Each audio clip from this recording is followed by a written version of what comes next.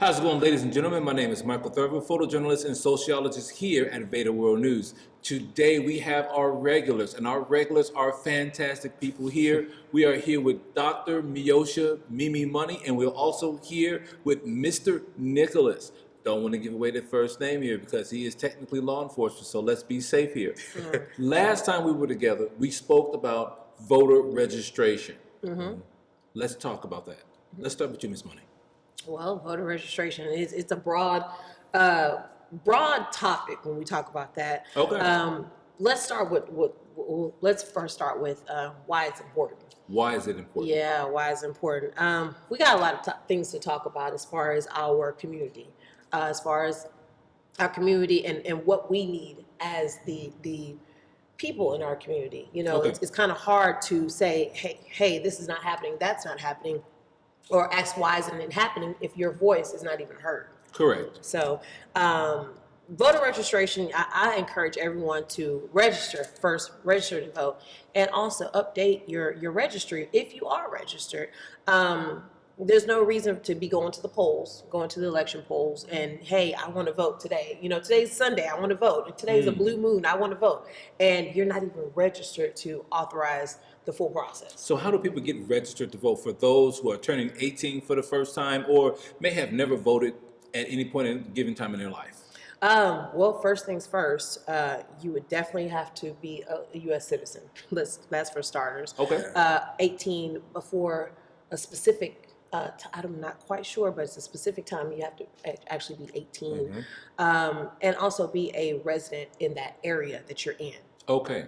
What about the controversy surrounding the mail-in ballots? Let me address that. Please do. Yeah. So right now, President Donald Trump is wanting to do away with mail-in ballots, and the reason is because he feels like, and to be honest, he feels like it's irrelevant and it's not useful. But it's important, in my opinion, and I think in the opinions of the community, that we keep mail-in ballots because, number one, I remember when I was in the military overseas, and I couldn't show up to the poll here to vote.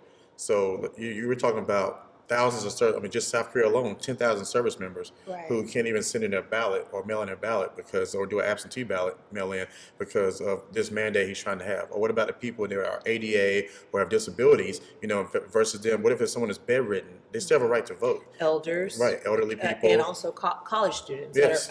This is also true. But shouldn't there be some type of controls and processes put in place to suspend or stop fraudulent voting? I think a lot of that comes down to just with the staff that work with elections, making sure, number one, the election judges, making sure that they were and the alternate judges and the deputy clerk specialists, I know particularly how Harris County operates, making sure you check the information, making sure that you validate everything, make sure everything matches, so that way, because you're the first line of defense before it gets to NRG, before things counted and tallied up. Understood. So those people that are working at the polls are literally the first line of defense to detect fraud or anything like that. But we also have to make sure that in the process of looking for those things, that those people that are working the polls are not being antagonistic to people because they may feel like they may be biased, whether it be racially or politically, or feeling a certain type of way. But there are already laws set in the book that prohibits people from acting, quote unquote, crazy at the polls to, persuade people to vote one way or other or intimidate people. They already put things in place for that, correct? I mean, but I just said our president is Donald J. Trump.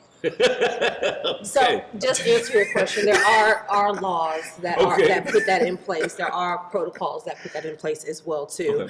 And also there are poll watchers as well that make sure that these things are actually enforced and applied when it comes to election day or early voting. What trends are you seeing at the polls as far as how people are voting, how people are feeling, especially with the 18th congressional district special election that's coming up? What trends are you two seeing? Well, what I see a lot, we do have the security in place. There are, for the elections office, shout out to Harris County Elections Office, there are security protocols that are in place as well too, just in case we have someone hostile or someone that comes in and is like, oh, you got to vote for this person, you got to vote for that person. There are protocols and procedures in place for that. Now, I personally have not seen anything go left field. Personally. And that's good. But however, there has been things that I have heard that might go left field, Such as? hey, vote for this person, vote for that person. And, you can't really persuade people to vote because that's their own, belief, or that's what they believe in as Correct. far as the individual.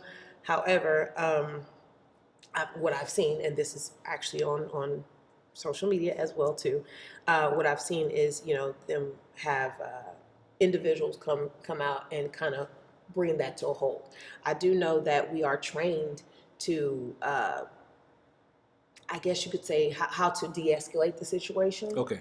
Just in case that does happen again. But we are trained, and there are things that are in place just in case that individual or those individuals get outpaid. Let me ask this question here. What are your thoughts on people who do not vote? Who purposely say, hey, listen, I really don't want to be a part of this process. I don't really necessarily see anyone that I like. I don't really see anyone who appeals to the things that I feel that are important. What would you tell them? I would say your voice matters. Everybody, I know it's kind of a broad umbrella when you say that, but your voice matters. There's no reason for you to get mad at any type of new laws or new regulations if you have not done anything to be part of the process. I also believe that, being informative, I think that's the main thing. We have to be informative and educate people. Media throws out a whole bunch of things. I'm just gonna put it that way. Things. Okay. Things that make people not believe. Oh well, what's the point of me voting if you're gonna do whatever you want to do, and this law is just gonna be thrown out, or whatever the case is. So I believe we need more people to, community servants and things of that nature, to inform our people. Why is it important? Not just saying, hey, go vote, see you at the polls. No, why is it important for you and in your voice and your vote to actually be part of this process? Understood. And what are your thoughts, sir? I think it's imperative that we go back in time and look at the history of voting from back whenever during slave times, there's slave codes, and where as African Americans we were considered property that was conjoined to equate to a vote. We had manifest destiny. We had 3/5 compromise. We weren't even a whole person, 3/5 of a person. Like, you what? But I think, we have to look at how many people, I guess you would say, since before the passing of the Civil Rights Act and the Voters' Rights Acts, how many people died? How many people were lynched? How many people were murdered? How many people were dragged behind vehicles? How many people were just decimated just because of their right to have the right to vote? And then now for people, particularly, and I call out our people of color, to have the audacity and the tenacity to say that they don't want to vote, Right. or that their vote doesn't count. It's a slap in the face to our ancestors, a slap in the face to our forefathers and the people who fought in the movement to preserve that right for us. Thomas Jefferson wrote in the Declaration of Independence that all men were and everyone is created equal, even though at that time that was not the case. And now that to be honest, we're still fighting for that same thing. It's only going to take us going to the ballot box in order for us to maintain what we have and to actually achieve what we're supposed to have, which is equality for everyone and not just some people. Well, let's ask this question here. Some people, or at least make this point, some people feel as if, hey, with all the chaos that's going on both sides of the aisle, doesn't matter which one, they feel like sometimes, hey, I didn't vote, I stayed home, but you people voted those people in. This is your fault. What would you tell those people? Go ahead, please. No, I was gonna say, I would just tell them. I said, it's just as much your fault too, because you didn't do anything. Right, you sat right. on the sidelines. So I think that when it comes down to this, it's not to the point of name calling or blaming or whose fault it is. It's because in the day we have candidates and we have people who win office all the time that we like and we don't like. But at the end of the day, as Americans and as constituents, our job is to advocate and to fight for those things we believe in, and hope that somewhere down the line that those individuals who are in their respective elected offices will somewhat have an understanding of our values and the things that matter to our communities. And hopefully, we may not get all that we want, but give some sort of concessions to say, hey, I may not give you everything, but we can agree to disagree and get some things, Right. done. And you also got to pull on their coattail as well too. Just because we're electing a specific leader, right, or a specific candidate, right, does not mean they're perfect. Right. So again, there are some things that are put into place or maybe considered that, again, you might not believe, he might not believe, I might not believe in. So we also have to go back to the roots of it and talk to our state representatives, and also our local community leaders as well too. Understood. Let's look here. The youth. At the last couple of debates, the youth were largely absent. How would you guys propose to get more youth involved? When we're talking 18 plus, to be involved in the voting process, because it's been dropping steadily over the years. Right. I believe we have to identify. We got to bring. See, here's the deal.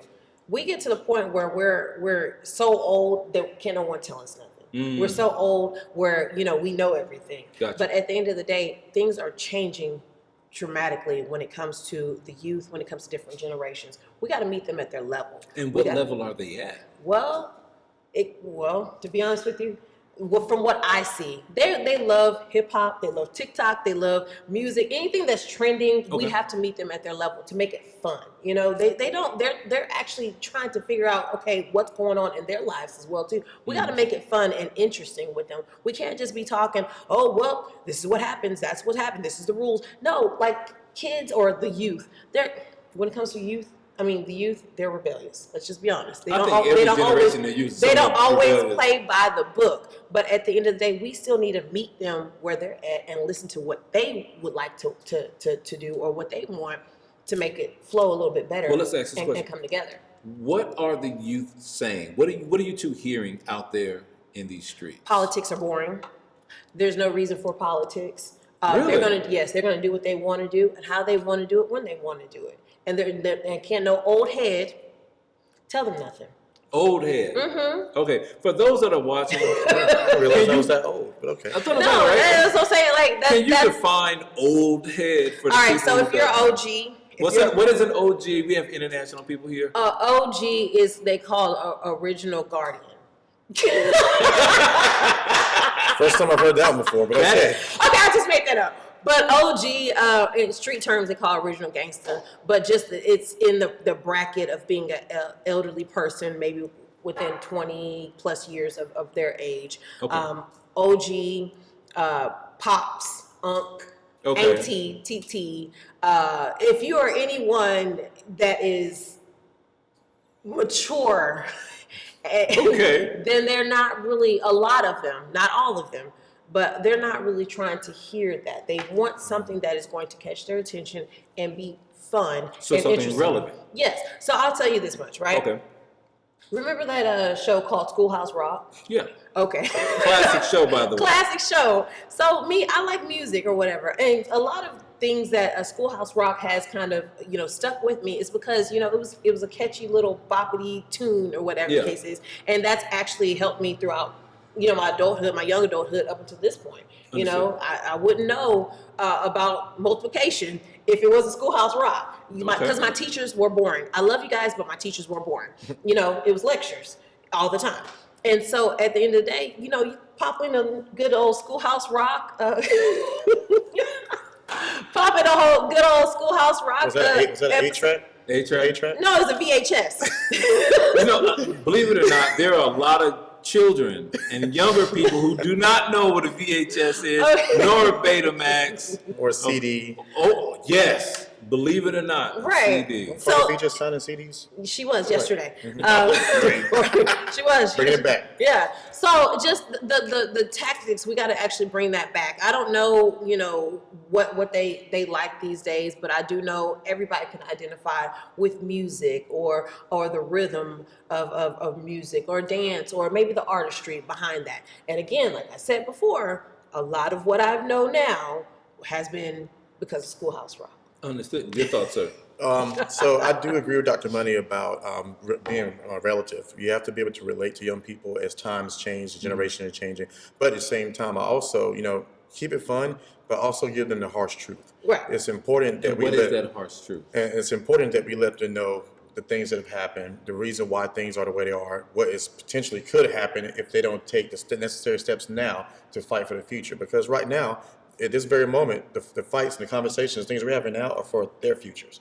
They don't even realize it. They don't even see it. They're line dancing, having fun, doing whatever they want to do in their spare time. Boots on the ground. Boots on the ground or up in the air, whatever they got going on. But which is cool and it's fun, they're living their life. But at the end of the day, do you want your life cut short because you're being persecuted? Do you want, your freedoms to be taken away because while you were dancing, people in the halls of Congress were taking your rights and privileges away. And it seems to always happen like that. A lot of decisions that are made in Congress, that are made at in Washington D.C., are made on holidays, in times where people are not necessarily paying their best attention to. That's true. You know what I mean? There were some bills passed in the dark hours of the night. People wake up one day and the world has changed for them. Right. Yeah. So I don't know. I'm just telling people that politics may appear to be boring, right? But it is very important that you find those nuggets of enjoyment in it that are relatable to you. Correct. Correct. Okay. I definitely agree upon that. I was one of those people. Okay. I was one of those people who, at one point in time, living almost carefree in my younger days. And again, I just thought it didn't apply to me until it did apply to me. Until, I had to actually sit down and think about my children's future, not just mine, but my children's future. And at the end of the day, they're going to be the ones who dictate a lot of these concerns, and also be the voice for me, my generation, and my family. So I had to kind of, as they call, ante up and step it up a little bit, and be that role model, be that leader, and be that voice, not only for my community, not only for the people, but also for my children. Challenge question. Your thoughts on the new abortion ban right here in Texas? Are you for or against? It's half and half. Why? Well, as a woman, I can speak on this. There are things that are in place that prevent us from, carrying for birth and things of that nature. So we have those things in process. And also, if it's something that's along the lines of, your health or whatever, I understand. I totally understand. Now, anybody who's doing the hanky-panky willy-nilly and just having some sex and not being, I'm just being honest, just having sex and just being careless or whatever, okay, well, there's things that you have to do.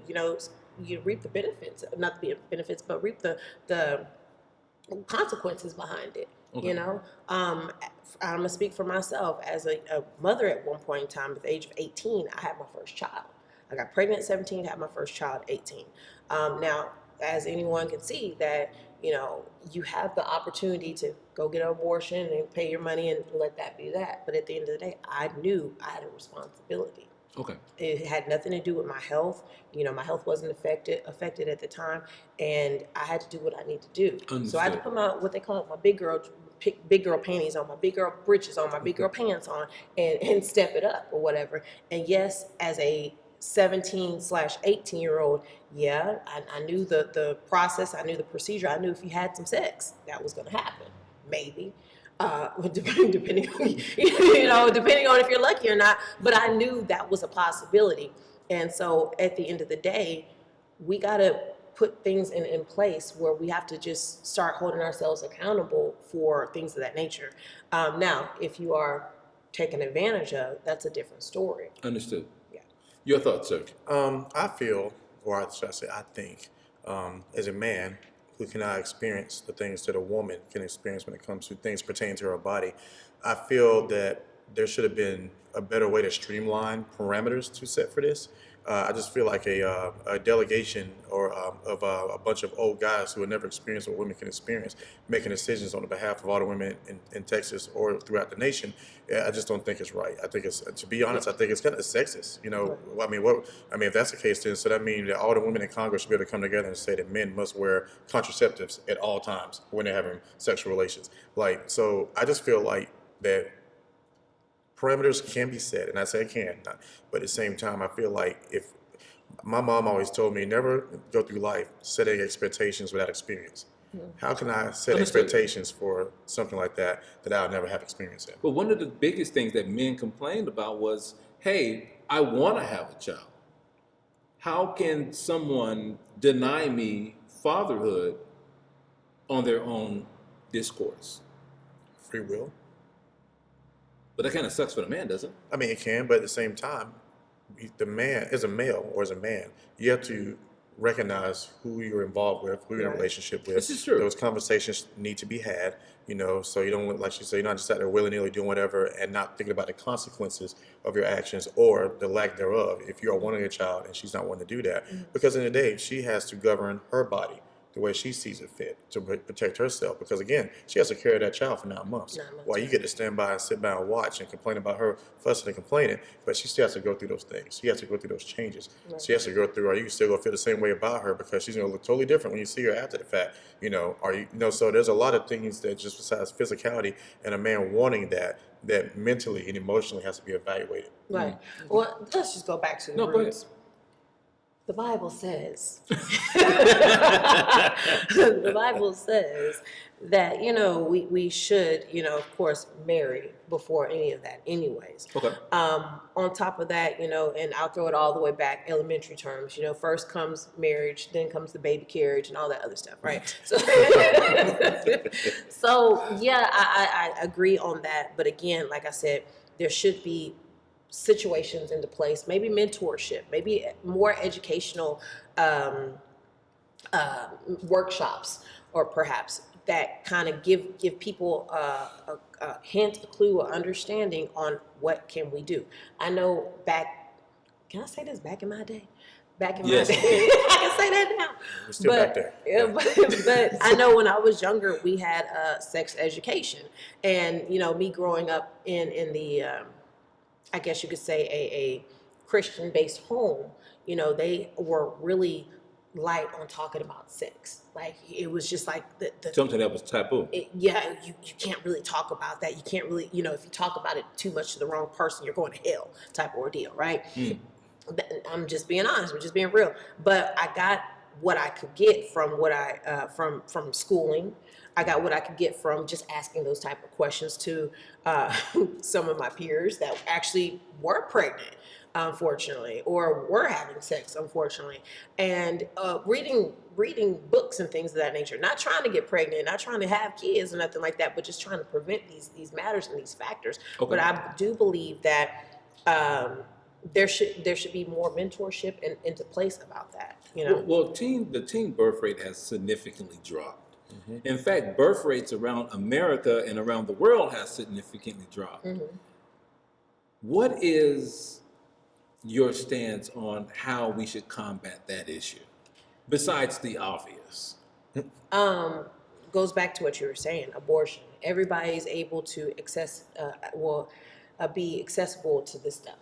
Like, it used to be a point in time where when I was younger, like I feared getting an abortion. Like, I even feared telling my parents, like, Okay. that I'm pregnant. And even if I did have the money, well, I did have the money at the time, but I was just like, what if I'm gonna be honest, what if I died on the table? What if I had complications on the table? Okay. What about this life? And I felt guilty.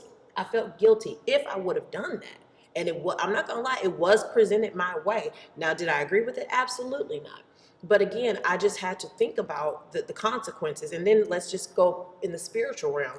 Like, that is a life that I am not even given the opportunity to push or have the freedom to maybe do change. Like, that could have been the president. That could have been, he could have been shout out to my babies, by the way.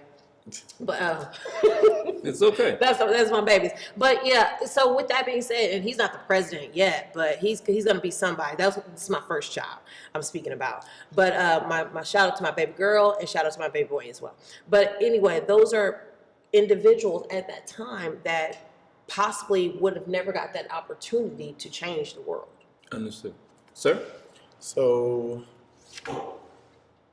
I just really feel that it's important that, again, like as I was saying earlier, when it comes to the body and the aspects of a woman, I think it's imperative that for the most part she'd be able to make those decisions. I just feel like that's just how I've always thought. When you take politics out of it and just look at a human being, a person, like you were talking about, how you felt, your emotions and things like that. And you're right. There should be, Planned Parenthood, the way that system works, there should be before Planned Parenthood, because obviously Planned Parenthood means you're planning to have a child. But there should be another component to that too, as far as like sex education, prevention, which, a lot of funding has been cut for those things. Right. But there should be things in place to help people be able to set parameters on, safety, the protocols, what you should and should not do. What are the risks? There's not enough risk for like STD training. Like Houston is like a STD capital right now. And that is so unfortunate. And here's a question: are they still teaching sex education in high schools here in Houston? Not as much. The funding has been cut. Wait, you telling me that we need funding to educate children on the ramifications The funding has of been- sex? Pickleball was more important on campus. They pay for pickleball. Yeah. So the education purposes have been, or funding has been cut in regards to those purposes. And there's ample reasons possibly why, but at the end of the day, it still goes back to us as a community, bringing somebody in and saying, hey, let me talk to you, baby girl. This is not the route you possibly need to go. Trust me, because I've been there, I've done that. Let me talk to you, son, and let me help you out. And also building that rapport with the youth. Again, what's his name? Will Smith had a song out way back in the day called "Parents Just Don't Understand." I don't know. I'm scratching my head right now, and I'm bald, and I'm thinking like I don't think he understands right now. I look at his kids sometime, and I say, So it takes two to make a thing. way. It takes two to make a thing go right. So I'm gonna leave that where it is. But I'm gonna go back to the song "Parents Just Don't Understand," and I gotta go back to my youth at one point in time, because I felt like I knew everything until I had to keep running into the same problem and running to the same issue until I had to, kind of strip my pride aside and say, you know what, I need help because I'm tired of going in the same circles. Understood. So you just have to kind of unpeel those layers and identify with those kids, because at the end of the day, they're thinking, oh, well, they know everything, and they can't have a lot of them don't have anyone to confide in, because they feel like, hey, if I tell you something, or I tell this person something, I'm going to get in trouble. Understood. Shifting gears here, ConocoPhillips just laid off 25% of its work staff right here in Houston, Texas. What do you see happening next with these people who are now currently out of work in a job market that is absolutely trash at this present time? Let's just hope they don't steal. Let's just hope they don't rob. Let's just hope they don't destroy. That's all I'm gonna say. Sir? I know you're gonna do the political the right way. I'm just gonna be straight out. You're gonna do the right way. Actually, no. I find it interesting, because I look at. To me, this reminds me of whenever President Trump first took office, and him and Elon Musk created this Doge. And we lost so many federal employees, so many assets, so many. I mean, if you could take each person that we lost and add up all their years together, we lost probably over 100,000 years of experience in the federal government as far as making things work and how things are supposed to operate to protect and serve our nation. And I look at that situation with ConocoPhillips in the same way. Oil and gas is really, it's a major part of Texas industry. It is. But at the same time, we also see there's some things transforming within that industry that makes it seem like some things are being streamlined to be a little bit less than what it was.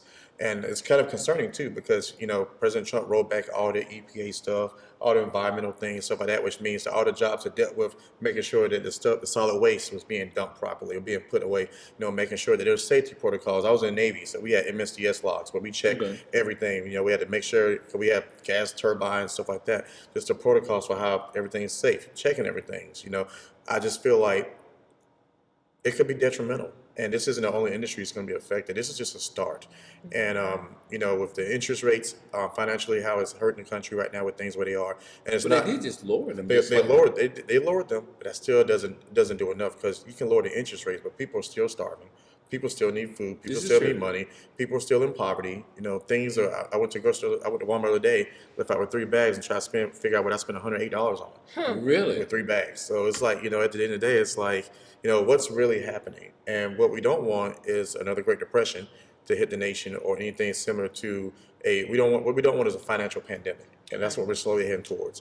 To the point to where it could get to the point to where people may feel the need to loot or do things that are illegal. One thing I'm seeing a lot of is a lot of more people are figuring out ways to scam people, because if you can't get a job, you got to hustle. And if your hustle is being able to call cold canvassing or calling people, going door to door, trying to sell something, trying to call somebody, or targeting senior citizens, for their money, and they're thinking they're actually paying for a decent service, and you're ripping them off. Some of these people have worked in these fields, have the intelligence and understanding and know-how to do some of these things, to manipulate the systems. So when they take that and turn it into a criminal element, then we have another problem. Right. Right. Wow, that is something because again, economics and financial stability is the cornerstone of not only people in their homes, but a community base as well.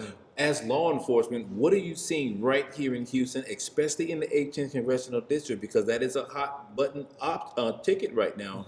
What are you seeing as far as that's concerned, as far as crime, or what are you seeing?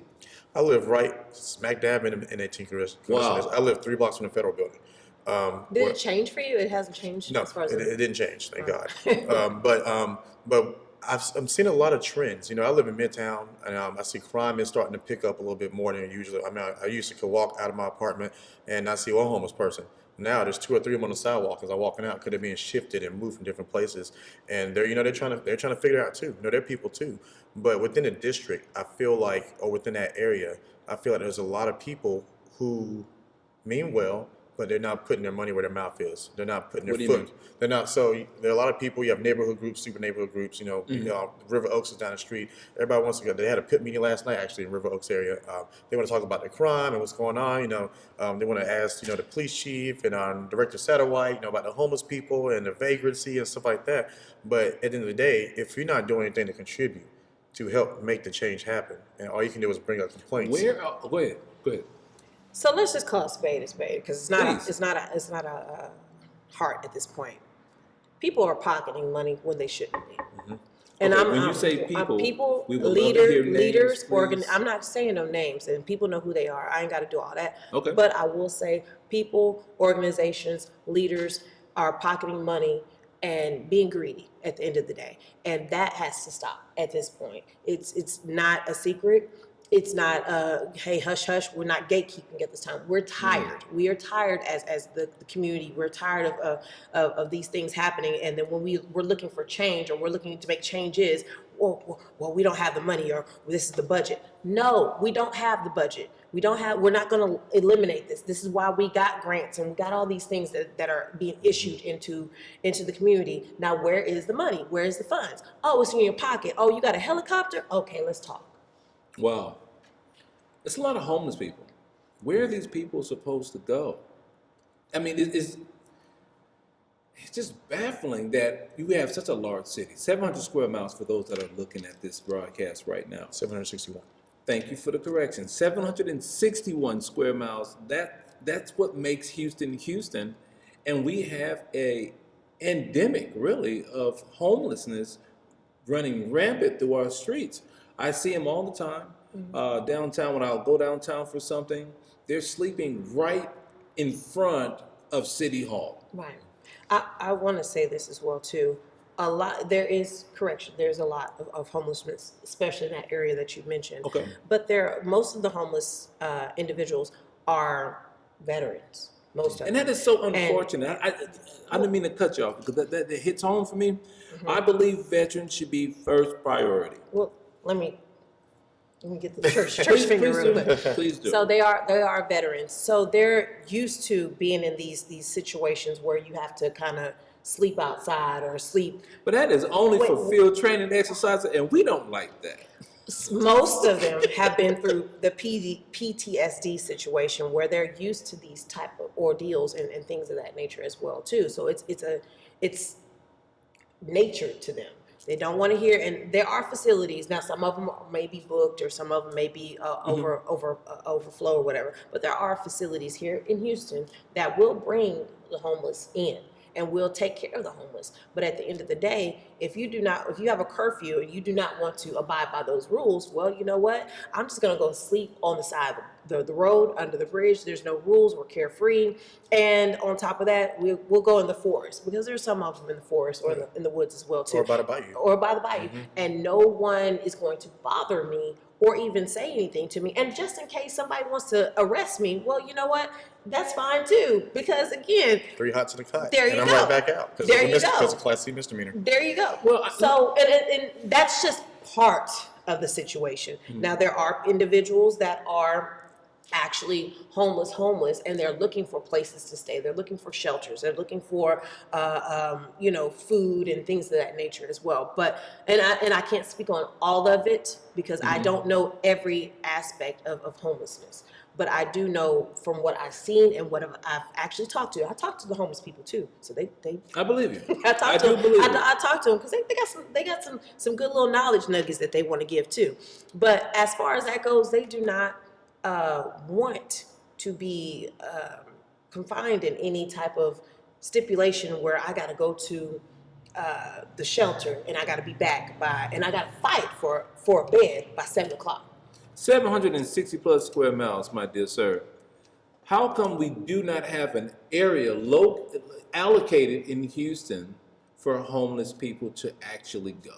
So that is actually something that the city of Houston has, the Office of Homeland Security, which is currently ran by Director Larry Satterwhite, who is he was first before that. He's a Navy veteran like myself, and he was assistant chief, executive chief for HPD under Chief Finner, and became acting chief once Chief Finner was gone, and then went to Homeland Security for the city. But him and Councilmember Twyla Carter have worked really hard.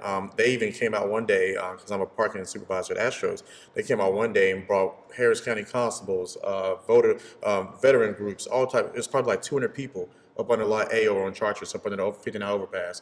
And they just had a whole meeting, and then we discussed and talked about the homeless issue, because a lot of homeless people live in that area. They stay up under the bridge. If it rains, everybody runs up on the lot. But guess what? During the Astro game, we can't afford to have people in the parking lot because you got fans coming in. I know last year a lady was sleeping in the parking lot. She was ran over because somebody thought it was just a blanket and it was her. It ran over and didn't realize it killed her. So Wow. it's a safety issue also, not just for people that's coming in, but also for the homeless people themselves. They line the sidewalks. You can't walk down the sidewalk. Some of them, do have mental issues and everything's going on. And it's like you said, some of them are really good, decent people. I've talked to plenty of them who, they were Vietnam vets, and because when they were out in the jungle, they say, hey, being home, I feel a lot safer. They say, I don't have any rules and regulations. I get my check from VA every month, and I live my best life. I have my whiskey, my booze, and do whatever. But the city is working really hard with combating the homeless phenomena, because it really is a phenomenon. How big the city is, how much revenue and money the city brings in, and we have such a large homeless population. But they're working on it. I've been in behind the scenes working on some things as well. Different organizations are also tackling it. I know the NAACP that's something that we've been looking at lately to try to do what we can to assist, especially in the downtown area. And it's not just enough to shift them from place to place. We need to find them placement. We need to get them resources, get them into a place where they can live and be a citizen, be a successful citizen and contribute to the community. And also, just making sure they're okay, because just because they're homeless don't make them any less of a person. They just have unfortunate circumstances. Unfortunate, right. Quick question. How do we bring businesses that pay well into Houston? How do we get that accomplished? A lot of people in Houston complain of low wages. And that is partly because the ever-increasing rent in Houston, in conjunction with the high rate of inflation that we are seeing here. How do we get big businesses and medium and small-sized businesses that pay well to come right to Houston? I think that what we need to do, because we haven't had this in quite some time, the federal government needs to raise the minimum wage. One thing that baffled me when I was in the United States Navy is, so in the military, every time Congress gets a raise, we got a raise. And a lot of people don't know that. Every time they get a raise, we get a little piece too. Okay. So in my mind, I'm like, wait. So if they can constantly get themselves a raise, and they work for us, why can't they give a raise to the citizens if we're supposed to be their employer? But isn't that a state's issue, a state's rights? Well, when it comes to minimum wage, it's the federal government sets that standard through the Correct. Department of Labor and Statistics. But at the end of the day, if the minimum wage is set at a federal level, say if minimum wage is made $10 an hour, making $10 an hour right now is minimum wage is $7.25 right now. Making $10 an hour right now still is not enough. Yeah, because Correct. everything else It's is nowhere going near up. that. It's not. Yeah, I mean, Everything else maybe going if you live in Thailand, I mean, that's like $100. But yeah, so we have to be realistic and realize that the cost of living, everything is going up, but the government hasn't done enough to sustain and bring about balance. So when it comes to companies and corporations coming to like cities like Houston, it can be done. But at the end of the day, there needs to, number one, they need to make sure they're financially in place where they don't have to be economically bailed out by the government, which has happened in the past with the airlines and different things like that. Because what's used to have a good job if they're not going to use the money properly or if they're not going to administer it properly, they have to be bailed out by the same people who are still making a minimum wage, but our tax dollars have to use to get you out of trouble. Right. While you're paying your CEO millions of dollars, but the people that work cleaning your airlines are making $7.25 an hour. I feel differently about that situation. I really do think there needs to be things in place where we could learn how to, our skills, our gifts, our talents, whatever, to do things independently instead of depending on these corporations, these companies. Define independently. Independently ourselves, entrepreneurship. But everybody is not cut out to be an entrepreneur. If you know how to bake a pie, you know you're an entrepreneur. If but you know how to organize something, if you have had any control or any responsibility over anything in life, you are an entrepreneur. You have the capability to be an entrepreneur. The only reason, and I can accept that. I cannot accept that because I cannot, because again, we've all at one point in time we've all had some type of skill, gift, or talent that we can, put into to works or put into one another or the community to make it better. I don't care if you boss people for a living. At the end of the day, Why'd you look at me when you said that? But I'm just saying, like, We used to work together. It's okay. You have something, unless you are absolutely cold and in the ground. I just can't accept that. Now you might have to push it. You might have to get off your butt and stop being lazy and just do your own research and figure it out or whatever. But there is something that you can provide as being an asset to others that will help. So yes, entrepreneurship is the deal. I just have to say also, even you said cold in the ground, even the dead people are making money. Look at Walmart. Sam Walton been going for how long? And Walmart still. That part. So it's also about generational wealth, building those legacies. This is true. And so a lot of corporations. Look at J.P. Morgan. Look at Chase. Right. Look at the Rockefellers. Look at the Carnegies. The most I wouldn't say prestigious, but the elitist families of the nation from like the 1920s area on up. They built legacies based upon not just their money, but making sure that they, number one, were fruitful, replenish and multiply the earth, right. And then the money was spread through that to build a legacy. So now you have these families where that's like this. Let's look at this area. Look at Houston. Look at Galveston. You got the Moody family. You got the Sullivan family. I heard about that. Yeah, they pretty much own. Look at Tim and Fertitta. Ambassador Fertitta. So you look at the things that they touch and what they do and how they do things. And you're right. Simple ideas, cooking food. Once you get a brick and mortar, you are now an entrepreneur. You can do it in your house and go sell plates, but you're an entrepreneur because you're taking it upon yourself to realize that you're going to use what skills you have to try to generate revenue to sustain yourself, your family, or whatever you have necessity. Let's talk about this situation. You brought up J.P. Morgan Chase and everything like that. If I'm not mistaken, the head or one of the heads of J.P. Morgan Chase has been not only indicted but convicted of several felonies. Mm-hmm. Is there a such thing as money trumping the law? It shouldn't be, but let's be realistic. It happens. And I see it all the time, just from the different things I serve in, where the different rooms I'm in, where literally just because people have a certain name or a certain amount of money, we can make this go away. This never happened. But not think about the victims. It's just about, or as a law term, quid pro quo. You scratch my back, I scratch yours. Yeah, so it's unfortunate that we do live in a world where it's not about merit, it's not about integrity, it's not about honesty. It's about whoever has to. How does that make you feel as a law enforcement officer to see something like that here in America? It's appalling. It's been going on since the beginning of time, but it's appalling. I just some of the things that's happened recently, and seeing all these leaders and these congressmen and these people, how everyone wants to talk about God, but whenever they make these decisions that hurt people, God is nowhere in it. So it's like. Right. It depends. What God are we talking? Well, I'm talking about the Lord Jesus Christ. Okay, I'm not talking about all these what other. God are they talking? I'm not talking about these other. All right, entities let's talk about it then. So it's like people have lost their values. Okay. People do not uphold their morals, their moral compass anymore. People are in a point now to where they will push the bar as far as they can until somebody finally reels them back in.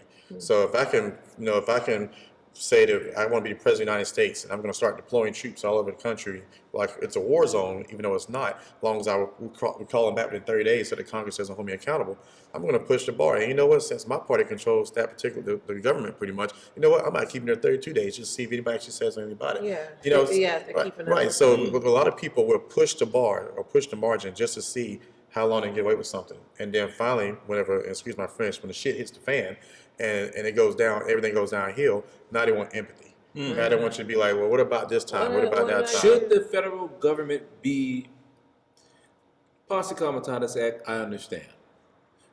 But do you think the federal government has a place in policing local streets?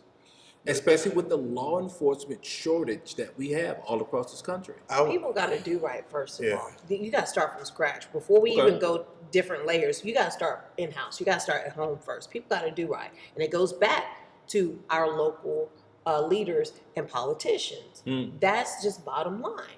If you can't, I mean, so you mean to tell me we have to go through all these different layers and then get the federal government involved in it because we don't know how to clean up our own spilled milk? That's ridiculous. Speaking to police officers right here locally in Houston, Go ahead, speak. They are saying, hey, we need people. We can't find enough people. A lot of people don't even come over to our table when we set up a Information booth. at a job So fair. again, you have to make it interesting. It used to be a point in time whenever I guess we all were children at one point in time. Being I was never a kid. I was always an adult. But there used to be a point in time. It used to be their dream career to be a lawyer, to be a doctor, to be law enforcement, or something along. Firefighter, artist, or something like that along those lines. Now we're looking at stuff that's in social media or on media where police have gotten a bad or law enforcement has gotten a bad rep, and that's all we see because that's what media is serving to us. You know, now I am I guess you could say I help out with that. Shout out to APOL, shout out to BLEA or whatever as well too. And they have informative classes and workshops where, it shows individuals, what to do in a simple traffic stop. How it kind of gives you an insight as far as the officers, how they feel when they have to pull you over. Like nobody wants to sit here and just waste their time pulling you over for something stupid, a traffic stop or you running a red light. No, okay. So at the end of the day, like these are the processes and procedures and the protocols that you need to do to not make matters worse when you get pulled over. I would say this. And know the law. I spent a little bit of time in the police academy for Galveston. And one of the officers, I believe, what is his name? Forgot. He stated, I asked him, why did you want to become a police officer?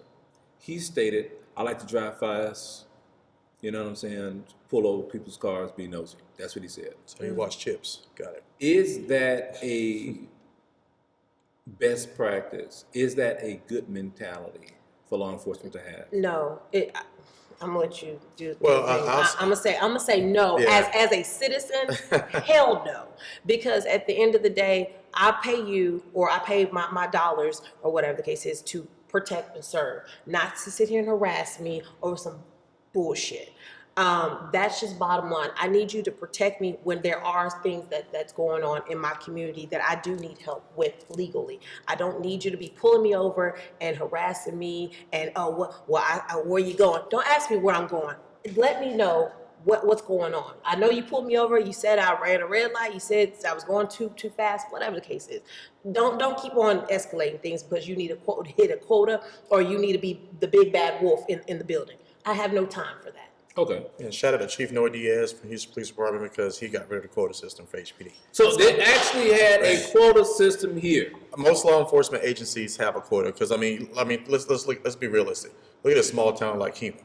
Like, if they don't write tickets or if DPS doesn't assist, I mean, the law enforcement agencies only get a certain amount of funding from outside sources. It came to me, that officer's name was Officer Jones of Galveston Police Department. Jones, there's probably about 50 billion of those. So go ahead, my dear sir. But but a lot of times the reason why there was a quota is because there needs to be a certain amount of revenue generated from the police department. Okay. And at the end of the day, since money goes in, what do you have going out besides arrests? So it's like the money is you do an arrest, but the way that money gets broken down, they go to jail, you got to pay bond, you got to go to court. So there's arrears, there's restitution, there's court costs, right. there's attorney fees. So That is so not fair for the average individual, given today's financial issues people are fighting or having to encounter on a day-to-day which is basis. why the jails are becoming overpopulated because people can't afford an attorney, so they get what you call a pro bono public defender, who pretty much is going to get paid whether you win or lose. And usually it's the worst ending result. Usually they kind of get paid regardless. It's going to be a part of your court fees that they get paid. So.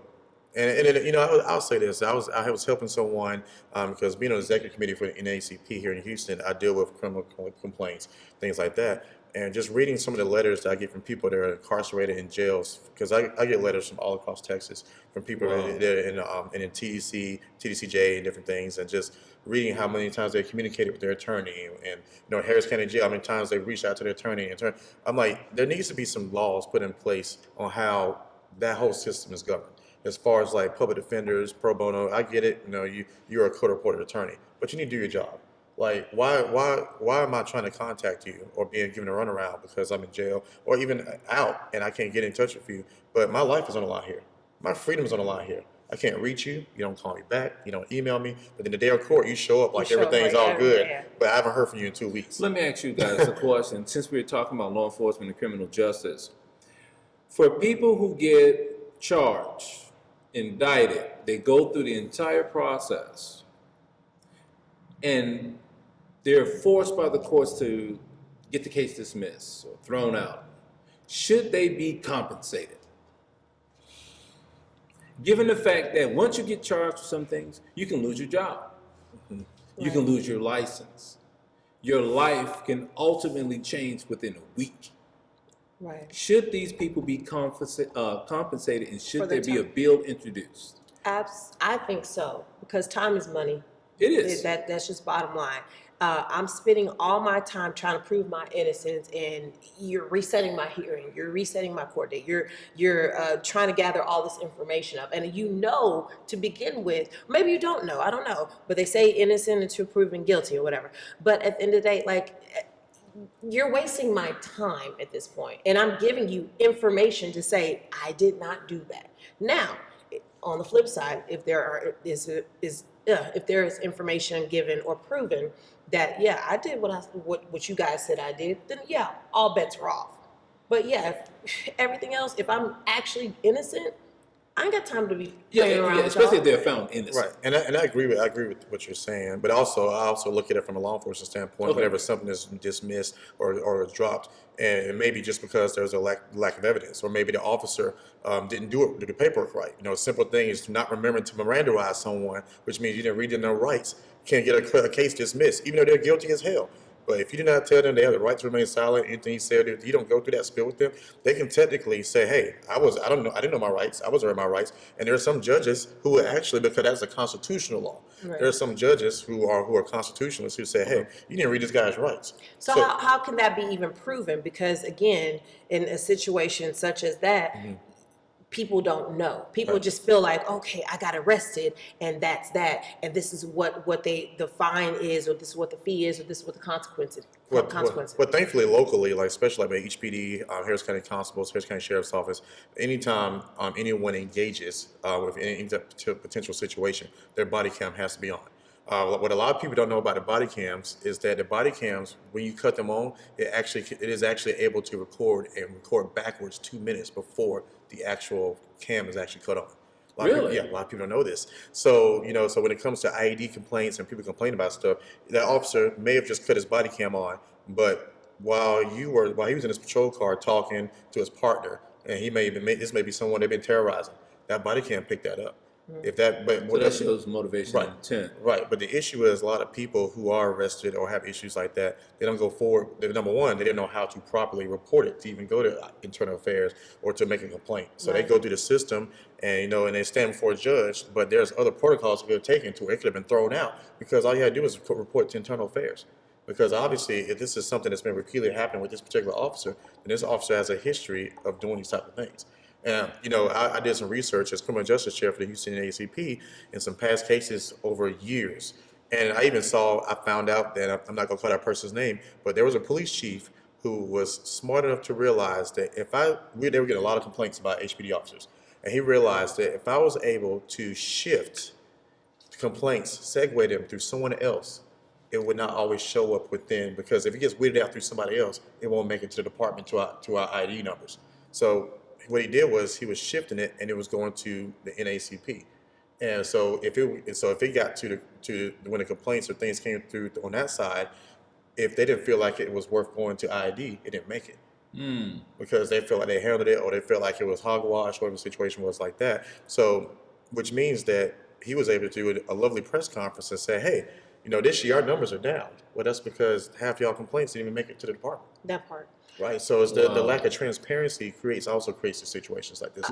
I also believe there should be a more training. How much more training? We're looking at most officers get about 6 months. Well, you know what? At the end of the day, I'll put it this way: when you want to apply for SNAP benefits or any type of assistance or whatever the case is, they give you 6 months, maybe a year to recertify. You need to do the same thing when it comes to law enforcement. Law enforcement does recertify. No, I'm not talking about the recertification. I'm talking about the mental evaluation. Let's just be clear.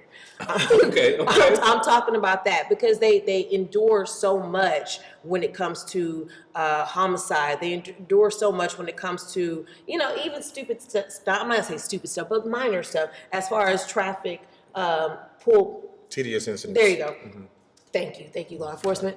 All right, but just little things of that nature where I feel like they should go through the mental evaluation process. Should officers be mentally reevaluated yearly?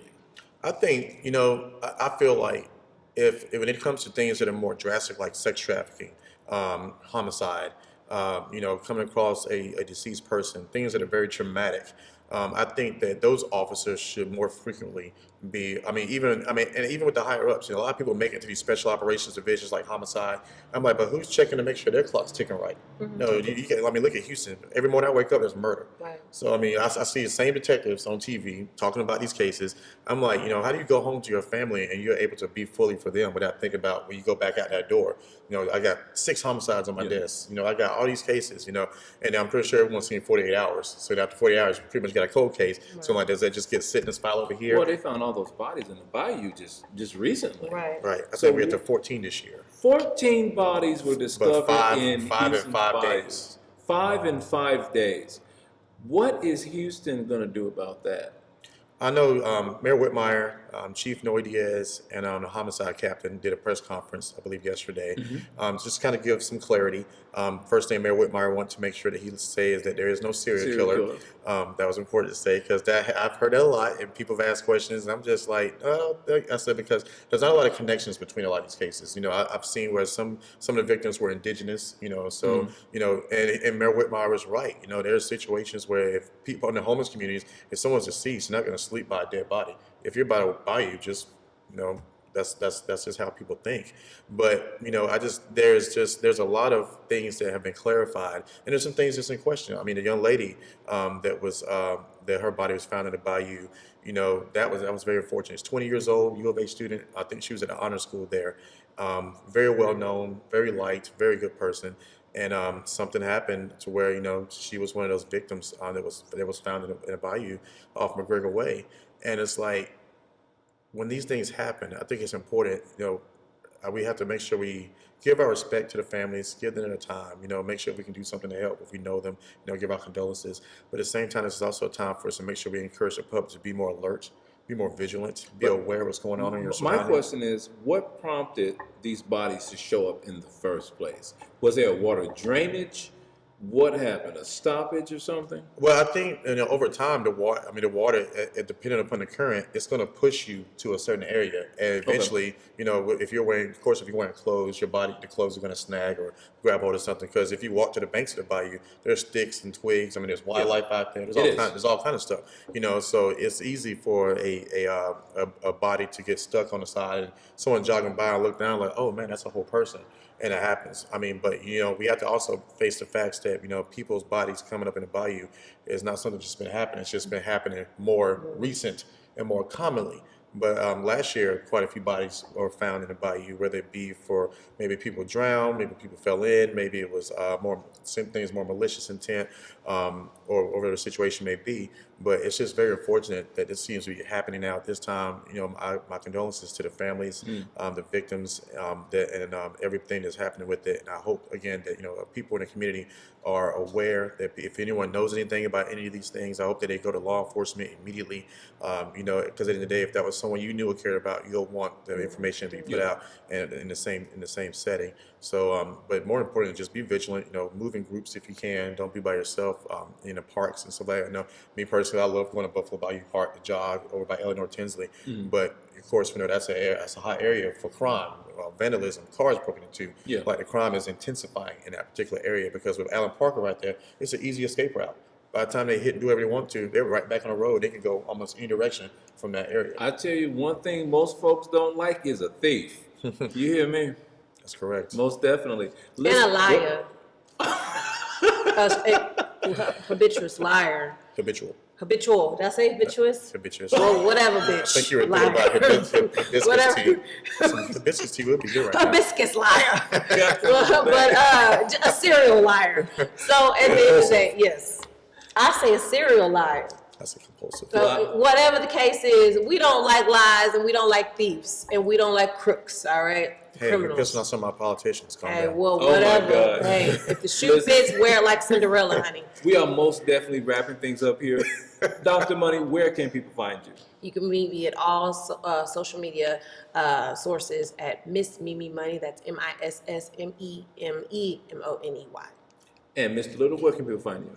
It's pretty much the same thing. All media, social media sources. You can find me at Nicholas Little or like my Instagram and some other things. You can find me at NLITFFG60. And yeah, send me a request, hit me up. If you want to talk, let me know. My name is Michael Thurber, photojournalist and sociologist here at VEDA World News. You can catch this episode and more at VEDACOM.com. That is VEDACOMM.com. That is VEDACOM with 2 M's.com. See you on the next one.